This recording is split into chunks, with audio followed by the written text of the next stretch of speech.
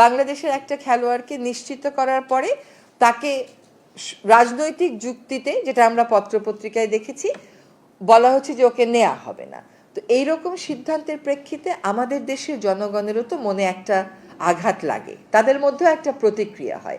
খেলাটা যদি খেলার জায়গায় আমরা রাখতে পারতাম খুবই ভালো হতো, কিন্তু আনফর্চুনেটলি খেলাটার মধ্যে রাজনীতি নিয়ে আসা হয়েছে। অন্যান্য সময় আমরা কি বলি, দুইটা দেশের মধ্যে যদি রাজনৈতিক টেনশন থাকেও, যে কোনো দুটা দেশ, আমি বাংলাদেশ ভারত, বাংলাদেশ নেপাল এরকম বলছি না, ভারত নেপাল, ভারত মালদ্বীপস এটা বলছি না, বলছি দুইটা দেশের মধ্যে যদি রাজনৈতিক টেনশন থাকেও বলে যে সাংস্কৃতিক এক্সচেঞ্জ, খেলাধুলা এগুলোর মাধ্যমে এটা কমিয়ে আনা যায়। এখানে দেখা গেল সম্পূর্ণ উল্টো কাজটা করা হয়েছে।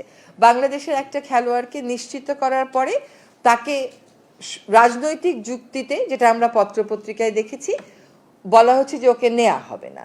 তো এইরকম সিদ্ধান্তের প্রেক্ষিতে আমাদের দেশের জনগণেরও তো মনে একটা আঘাত লাগে, তাদের মধ্যেও একটা প্রতিক্রিয়া হয়। সেরকম জায়গায় আমাদেরকেও একটা অবস্থান নিতে হবে। আমরা সেই অবস্থানের আইনগত ভিত্তি এবং প্রক্রিয়া যাচাই বাছাই করছি এবং করার পরে আমরা একটা বিফিটিং পদক্ষেপ গ্রহণ করব। আমি মনে করি না এটার সাথে অর্থ উপদেষ্টা মহোদয় যেটা বলেছেন সেটা কনফ্লিক্টিং হবে, কারণ এখানে একটা সিচুয়েশন আমার জন্য তৈরি করা হয়েছে, আমাকে সেটার বিরুদ্ধে একটা ব্যবস্থা নিতে হবে, সেটার ব্যাপারে একটা ব্যবস্থা নিতে হবে। আমার তো চুপ করে বসে থাকার উপায় নেই। কোন যুক্তিতে মোস্তাফিজকে মানা করা হচ্ছে? খেলোয়াড়ই কোনো যুক্তিতে মানা করা হলে তো কোনো ব্যাপার ছিল না, যে যুক্তিতে মানা করা হচ্ছে সেই যুক্তিটা তো আসলে আমরা কোনোভাবেই গ্রহণ করতে পারি না, ফলে সেখানে আমাদেরকে একটা প্রতিক্রিয়া দেখাতেই হচ্ছে।